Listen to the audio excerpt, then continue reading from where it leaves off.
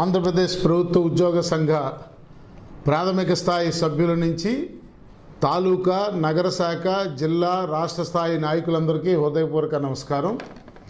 అలాగే మన సంఘంతో అనుబంధంగా పనిచేస్తున్నటువంటి ఐక్యవేదిక సభ్య సంఘాల నాయకులకు, ఈ రాష్ట్రంలో ఉద్యోగ, ఉపాధ్యాయ, పెన్షనర్ల సంక్షేమం కోరుకునే ప్రతి ఒక్కరికి హృదయపూర్వక నమస్కారాలు. నా పేరు కేఆర్ సూర్యనారాయణ. నేను ఆంధ్రప్రదేశ్ ప్రభుత్వ ఉద్యోగుల సంఘ రాష్ట్ర అధ్యక్షుడిని. ఈరోజు 2 జూన్, ఈ తేదీ నా జీవితంలో మర్చిపోలేని ఒక తేదీగా ఉండి 2 నిమిషాలు మీ అందరితో నా మనోభావాల్ని పంచుకోవాలని ఈ 4 మాటలు చెప్పడానికి మేము ముందుకు వచ్చాను. ఒకటి, 2 జూన్ అనే తేదీకి మన ఆంధ్రప్రదేశ్ రాష్ట్రానికి ఒక సంబంధం ఉన్నది. మన రాష్ట్ర విభజన చట్టం పార్లమెంటు ఆమోదించిన తర్వాత అపాయింటెడ్ డేగా 2 రాష్ట్రాలకి, తెలంగాణ, ఆంధ్రప్రదేశ్ రాష్ట్రాల అపాయింటెడ్ డేగా 2 జూన్ ఉన్నటువంటి విషయం మీ అందరికీ తెలుసు. అంటే ఒక రాష్ట్ర విభజన జరిగి, సమైక్య రాష్ట్రం విభజన జరిగి, కట్టుబట్టలతో, ఆదాయం తక్కువ, అప్పులు ఎక్కువతో పంపకాలు జరిగి రాష్ట్ర విభజన జరిగి మనందరం కూడా ఆంధ్ర ప్రాంతం ప్రజలందరం ఇక్కడికి రావడం జరిగింది, రాజధానిని వదిలిపెట్టుకొని. అదే రకంగా ఈ రాష్ట్రంలో ఉద్యోగ, ఉపాధ్యాయ, పెన్షనర్ సంఘాల వ్యవస్థలో ఒక దురదృష్టకరమైన రోజు కూడా ఈ 2 జూన్ అనేటువంటి విషయాన్ని సందర్భంగా మీ అందరికీ గుర్తు చేయదలుచుకున్నాం. ఏంటంటే, జనవరి 19, 2023 నాడు, సరిగ్గా 2 సంవత్సరాల క్రితం, నేను ఆనాటి ప్రభుత్వము ఉద్యోగులకి హక్కుగా సంక్రమించిన ఆర్థిక ప్రయోజనాల చెల్లింపుల విషయంలో అవకతవకలకి పాల్పడిందని, డిస్బర్స్మెంట్ ప్రాక్టీసెస్ని ఉల్లంఘించిందని, రాజ్యాంగ ఉల్లంఘన జరిగిందని, అందువల్ల ఈ ఉద్యోగులకు రావాల్సినటువంటి ఆర్థిక ప్రయోజనాల చెల్లింపులకి చట్టబద్ధం చేసేలాగా ప్రభుత్వాన్ని ఆదేశించమని కోరుతూ నాటి గవర్నర్ గారిని నా నేతృత్వంలో మా సంఘం డెలిగేషన్ కలిసి వారిని అభ్యర్థించడం జరిగింది. దాన్ని రాజ్యాంగ బద్ధుడైనటువంటి, రాజ్యాంగ స్థానంలో ఉన్నటువంటి గవర్నర్ని కలవటాన్ని నాటి ప్రభుత్వం తీవ్రమైన నేరంగా పరిగణించి నన్ను, నా నేతృత్వంలో ఉన్నటువంటి ఉద్యోగ సంఘాల వ్యవస్థని, నా సహచర నాయకులను మరి వేటాడి వేధించినటువంటి విషయం మీ అందరికి కూడా తెలుసు. అలాగే నా నేతృత్వంలో ఉన్న 2 సంఘాల గుర్తింపును ఉపసంహరిస్తామని చెప్పి కూడా ప్రభుత్వం షోకాజ్ నోటీసులు ఇవ్వటం, వాటన్నిటినీ తట్టుకొని హైకోర్టు, రాజ్యాంగం మీద నమ్మకం, గౌరవంతో రాష్ట్ర హైకోర్టుని ఆశ్రయించి మేము తగిన రక్షణ పొందిన సంగతి కూడా మీకు తెలుసు. ఇక ఎప్పుడైతే ఆ రకంగా నా నేతృత్వంలో ఉన్న సంఘాల వ్యవస్థని నియంత్రించలేకపోయినారో, ప్రభుత్వం దుర్మార్గంగా పోలీసులను అడ్డం పెట్టుకుని నా మీద ఒక తప్పుడు కేసు బనాయించి నన్ను అరెస్ట్ చేసి చంపేయాలని చూసిన విషయం కూడా మీ అందరికి కూడా తెలుసు. దానిలో భాగంగా నన్ను, నా శ్రీమతిని, నా కుటుంబాన్ని, నాడు 23 సంవత్సరాల నా కూతురిని వేధించి, ఆఖరికి 90 ఏళ్ల నా మామగారిని హైదరాబాద్లో అనామత్తుగా, ఎటువంటి చట్టబద్ధమైన అనుమతి లేకుండా వారి ఇంటికి వెళ్ళి ఒక అరాచకాన్ని సృష్టించినటువంటి విషయం కూడా ఈ సందర్భంగా మీకు మనవి చేస్తూ ఉన్నాం. అలాగే నా ఇంటి మీద సెర్చెస్ పేరు మీద నా భార్య మెడలో, ఒక హైందవ బ్రాహ్మణ స్త్రీ మెడలో ఉన్నటువంటి నల్లపూసల గొలుసును కూడా నాటి పోలీసులు తీయించినటువంటి దారుణాన్ని కూడా ఒకసారి గుర్తు చేసుకుంటా ఉన్నాం.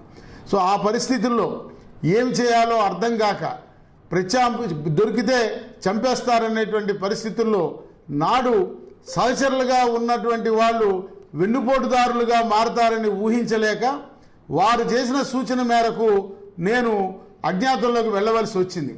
ఆనాడు నన్ను ప్రస్తుత ముఖ్యమంత్రి గారు నారా చంద్రబాబు నాయుడు గారు కాపాడు ఉండకపోతే నేను ఫిజికల్గా మరలా మీ ముందుకు వచ్చి ఉండేవాడిని కాదేమో అనేటువంటి విషయాన్ని కూడా ఈ సందర్భంగా తెలియజేస్తా ఉన్నాం.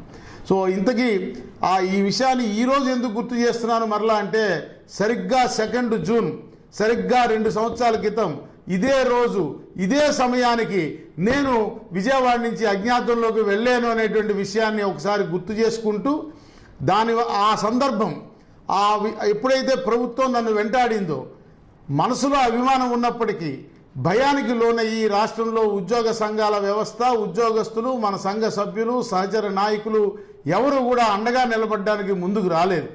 సరే, ఇక ప్రత్యర్థి సంఘాలు అయితే నాతో పోటీ పడలేనటువంటి వారందరూ కూడా ఇదే సందర్భాన్ని అవకాశంగా తీసుకుని నన్ను అరెస్ట్ చేయాలి, డిస్మిస్ చేయాలంటూ కూడా పత్రికా ప్రకటనలు చేస్తూ నాటి ప్రభుత్వాన్ని కోరినటువంటి విషయం కూడా ఈ సందర్భంగా నేను గుర్తు చేస్తూ ఉన్నా. సో తద్వారా తదనంతరం జరిగిన పరిణామాలను మీరు ఒక్కసారి విశ్లేషించుకున్నట్టయితే ఈ రాష్ట్రంలో ఉద్యోగ సంఘ నాయకులు ఎవరు ధైర్యంగా ముందుకొచ్చి ఉద్యోగుల ప్రయోజనాల కోసం మాట్లాడే పరిస్థితి నాటి నుంచి నేటి వరకు కనబడటం లేదు. అలాంటి స్థితిలో ఎవరు సహకరించినా సహకరించకపోయినా దళపతే కుట్రదారుగా మారి వెన్నుపోటు పొడిచినా నేను సుప్రీంకోర్టు ప్రొటెక్షన్ మీద రక్షణతో తిరిగి వచ్చిన తర్వాత తిరిగి ఈ రాష్ట్రంలో ఉద్యోగ వ్యవస్థని నిలబెట్టాలనేటువంటి సంకల్పంతో నా ప్రాణాలకు తెగించి కలిసి వచ్చిన గుప్పిడి మందితో కలిసి ఊరూరు తిరిగి మోడల్ కోడ్ ఆఫ్ కాండక్ట్ సమయంలో కూడా చైతన్య యాత్రల పేరు మీద ఈ రాష్ట్రంలో ఉద్యోగ ఉపాధ్యాయ పెన్షన్లతో పాటు మరి పౌర సమాజాన్ని కూడా చైతన్యపరిచేటువంటి కార్యక్రమం చేయడం ద్వారా ఉద్యోగుల్లో సమాజంలో చైతన్యం వచ్చినట్లయితే ఏ రకమైన పరిణామాలు చోటు చేసుకుంటాయి అనేది నాడు ఎన్నికల సందర్భంలో రుజువు చేసిన విషయాన్ని సందర్భంగా గుర్తు చేస్తా ఉన్నాం.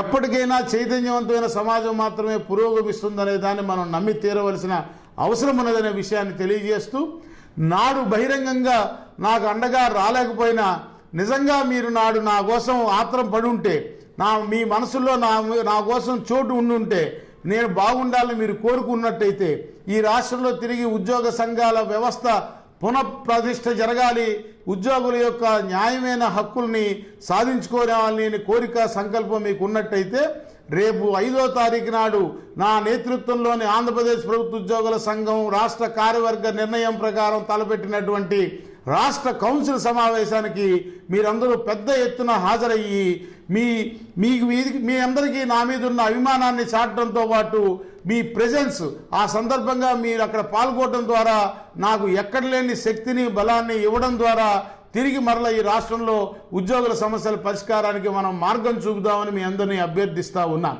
సహజంగా రాష్ట్ర సంఘ కౌన్సిల్ సమావేశం అంటే సంఘాల నిబంధనావళి ప్రకారం కేవలం మన సంఘ ప్రతినిధులకు మాత్రమే పరిమితం కావలసినటువంటి ఈ సమావేశాన్ని ఉద్దేశపూర్వకంగానే మరింత విస్తృతపరిచి ఈ రాష్ట్రంలో నిస్తేజమైపోయిన నిస్పృహలో ఉన్నటువంటి ఉద్యోగ ఉపాధ్యాయ పెన్షనర్ల వ్యవస్థకి ఒక మార్గదర్శిగా మనం మారేలాగా ఆనాటి సభని చేసి చూపించాలనేటువంటి సంకల్పంతో మీ అందరినీ సాదరంగా ఆహ్వానిస్తూ మిమ్మల్ని 5వ తారీఖు కలుసుకోవడం కోసం ఆత్రంగా ఎదురు చూస్తున్నారని తెలియజేస్తా ఉన్నా. అందరికీ నమస్కారం.